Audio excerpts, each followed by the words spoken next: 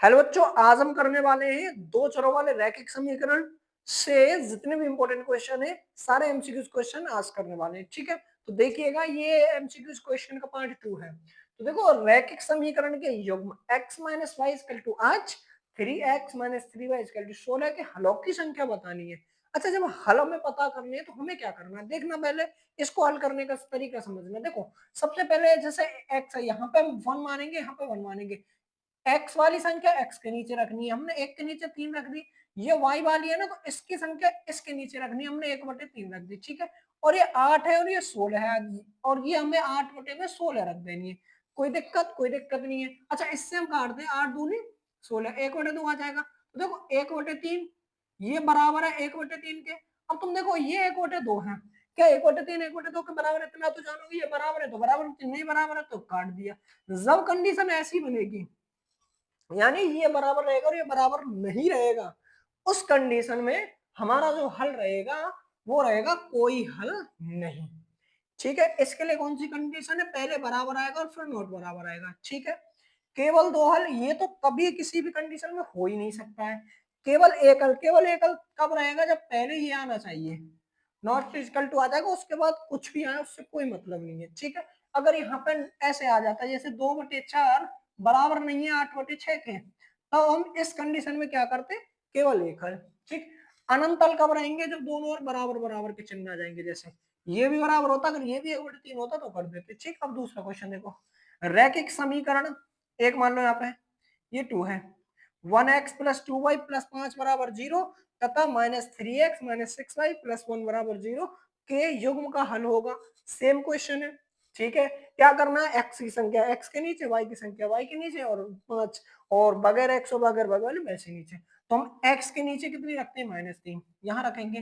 तो 1 के नीचे -3, यहाँ कितना है? 2, तो 2 के नीचे -6, यहाँ रखेंगे 2 के नीचे -6। अच्छा, ये कितना है? 5, और ये कितना? 1 है, यहाँ कितना रखेंगे? 5 रखेंगे, और नीचे रखेंगे 1। ठीक है, अब क्या करना है? अब देखो, ये देखो, ये कट जाएगा, 2 1 2 और 2 3 6, तो ये कितना आ गया? 1/-3, 1/-3 और 5/1। अब तुमको दिखाई दे रहा होगा ये दोनों सेम सेम है तो बराबर, ये सेम नहीं है तो नॉट बराबर। ठीक, बराबर लगा दिया और नॉट बराबर, नॉट इक्वल और इक्वल। तो देखो, ये सेम कंडीशन बन रही है ना, ये बराबर नहीं, तो कोई हल नहीं रहेगा। कौन सा रहेगा? दो, दो तो कभी होंगे नहीं, अद्वितीय हल भी नहीं रहेगा। अद्वितीय का मतलब है केवल एक हल। इसका दूसरा नाम क्या है? केवल एक हल। ठीक है, अपरमद रूप से अनेक हल, जे रहेगा ही नहीं। या फिर इसे हम बोल सकते हैं अनंत हल, कुछ भी बोल सकता है, अनंत हल। ऑप्शन में जो रहेगा वही है। ठीक है, कोई हल नहीं, ये कंडीशन फिर फुलफिल हो जाएगी, यानी कोई हल नहीं रहेगा। ठीक, अब देखो, 2x प्लस ए वाई बराबर 1 तथा 3x माइनस 5y बराबर 7, तो कोई हल नहीं होगा। यदि ए का मान निकालना है, मतलब ए का मान पता करना है, अगर कोई हल नहीं है, उसने पहले बोला कि कोई हल नहीं है, तो हम क्या करेंगे? ए के नीचे ए वाली संख्या, यानी 2 के नीचे 3 रख दिया, यानी x के नीचे x वाली, y के नीचे y वाली, और ये कितनी है? y की संख्या यहाँ पे -5, यहाँ पे ए, तो यहाँ रखेंगे a अपॉन -5, 1 बराबर 1/7। उसने बोला है कोई हल नहीं, कोई हल नहीं होगा, और कोई हल नहीं होगा कौन से चिन्ह लगाने हैं भाई? ये वाले लगाने हैं। ए पहले बराबर लगाएंगे और फिर नॉट बराबर, नॉट इक्वल लगाएंगे, यानी इक्वल नॉट इक्वल लगा दिया। अब ए की वैल्यू निकालनी है। अब हम स्मार्ट है, इनको क्या करेंगे? इन दोनों को हल कर लेंगे क्रॉस वाली शर्त से। ए अपॉन -5, इससे यू गुणा करेंगे तो 5 दूनी 10, वो तो ये हो जाएगा 3, ये इससे होगा। तो ए का वैल्यू निकालने, तो ए बराबर -10/3। अब हम ऑप्शन टिक करते हैं, -10/3 का है, -10/3, ये लेना हो गया हल। नेक्स्ट क्वेश्चन देखो, किसी संख्या का 1/3 भाग 21 के बराबर है तो वह संख्या होगी। अच्छा, देखो पहले क्वेश्चन समझो।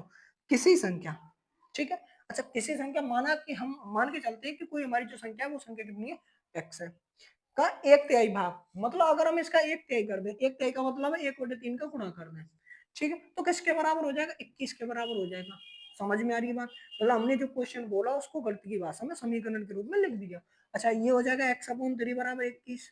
अब वही करेंगे क्रॉस ऐसे करके, तो 1x बराबर 21 गुणा 3, कितना हो जाएगा? x बराबर 63। तो जो हमारी संख्या रहेगी वो 63 रहेगी, कहाँ? 63। ये हमारा करेक्ट आंसर हो जाएगा। नेक्स्ट क्वेश्चन देखो, दो संख्याओं का योगफल 24 है, उनमें से एक संख्या दूसरी संख्या की दो गुनी संख्या क्रम से होंगी। देखो भाई साहब, ये देखो पहले दो संख्याओं का योगफल 24 है, मतलब दो संख्याओं को जोड़ के 24 आना चाहिए। हम ऑप्शन में देखेंगे कि जो दो संख्या उनको जोड़ के 24 कैसे आ रहा। देखो इनको जोड़ेंगे, 24 में 7 जोड़ो कितने आएंगे, 7 और 4 21 आ रहे, मतलब ये संख्या नहीं हो सकती। इनको जोड़ो 18 और 9 कितने 27 आ रहे, मतलब ये नहीं हो सकता। ऐड करके देखने, देखो 12 और 6 कितने होते हैं, इनको अगर ऐड करेंगे तो 18 हो रहे हैं, ये भी नहीं हो सकती। तो 16 और 6 कितने होंगे, 24, और यही पूछा आंसर। हमें आगे पढ़ना ही नहीं है ना, ऑप्शन के हिसाब से करना है। अगर सॉल्व करते तो तरीका दूसरा यूज करते, ठीक है, वो हम सॉल्व करने वाले हम बताएंगे। अब देखते हैं नेक्स्ट, एक भिन्न का मान 3/5 है, ठीक है साहब। भिन्न का मान एक करने के लिए अंश में क्या जोड़ना चाहिए। अच्छा देखो, अब मैं तुम्हें बताता हूँ, जैसे 3/5 है, अंश क्या है, ऊपर वाला अंश रहता है और नीचे वाला हर रहता है। जो हार जाता है वो दबा रहता है, इसलिए नीचे रहता है, इसलिए हर कहाँ रहेगा, नीचे रहेगा। अच्छा, इसमें कौन सी संख्या जोड़े कि आंसर एक आ जाए। एक का सीधा मतलब है कि मतलब काट के एक आ जाए, मतलब जब हम इनको काट दें आपस में, ठीक है, तो हमारा आंसर कितना आना चाहिए, मान आना चाहिए एक। तो हमें क्या करना है, अगर इसको 5 बना दे, अगर हम इसमें कितना जोड़ दे, 2 जोड़ दे, तो ये 5/5 हो जाएगी, और 5 से 5 कटेगी, कितना आ जाएगी, एक आ जाएगी। तो हमें इसमें कौन सी संख्या जोड़नी है, दो। ऑप्शन में तो है हमारा दो, यानी 2 नंबर पे ही दो ऑप्शन है, तो हमारा आंसर हो जाएगा दो। देखो, x बराबर है, y बराबर 2, समीकरण x प्लस वाई, y बराबर 4 का हल है, तब a का मान बताओ। कंफ्यूज नहीं होना, मतलब ये दोनों हटाने, इसमें रखने, जैसे हमने इसमें किया था, और अपना एक मान निकालेंगे। रखो भाई साहब, यहाँ अलग रखते हैं, इसको यहाँ करते हैं। देखो x प्लस वाई बराबर 4, x की जगह पे a और y की जगह पे 2, ठीक है भाई साहब, x की जगह पे a और y की जगह पे 2 बराबर 4। मान चाहिए हमें a का, तो 2 को ऊपर एक को खिसका देंगे, जब 4 में से 2 जाएगा तो कितना बचेगा, 2, ठीक है। तो a बराबर कितना, 2, ऑप्शन चेक करो, ये रहा 2, ठीक। नेक्स्ट क्वेश्चन देखो, समीकरण 2y plus Y equal to 3x plus 1 के लेखा चित्र पर स्थित बिंदु है। कितना कठिन सवाल है ना।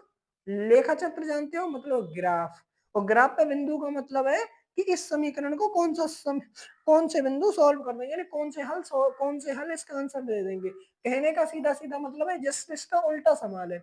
यहाँ में एक्स वाई की वैल्यू दी है, हमने इसमें पुट करी, अब हमें समीकरण दे दिया है और हमें वैल्यू पुट कर करके देंगे। अच्छा, हम एक वैल्यू एंड से चलते हैं, इसको पुट करेंगे। देखो यहाँ पुट करते हैं, देखना पहले, 2y बराबर 3x प्लस 1। अब पहला क्या है, -1, यानी जो पहला ऑप्शन पहला रहेगा वो x का, और दूसरा वाला y का रहता है, ध्यान रखना, x और y, ठीक। अच्छा आ जाओ, 2 गुणा -2, y की जगह पे कितना रखना है, -2, और x की जगह पे कितना रखना है, -1, और प्लस के 1, तो 2 दूनी 4, 3 एकम 3, प्लस के 1 तो -4, 3 में से 1 है तो -2, ये बराबर नहीं है, मतलब ये तो हमारा हो ही नहीं सकता। अब इसको देखते हैं, ठीक है, इसको रखते हैं फटाफट से।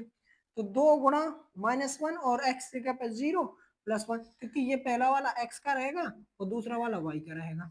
यहाँ पे हमने पहले रखी तो -2, ये तो 0 होगा, 0 प्लस 1 तो -2 बराबर 1 होगा, नहीं होगा, तो ये हमारा ऑप्शन गलत है, ठीक। अब नेक्स्ट हम क्या करेंगे, x की जगह पे 0 और y की जगह पे 1/4।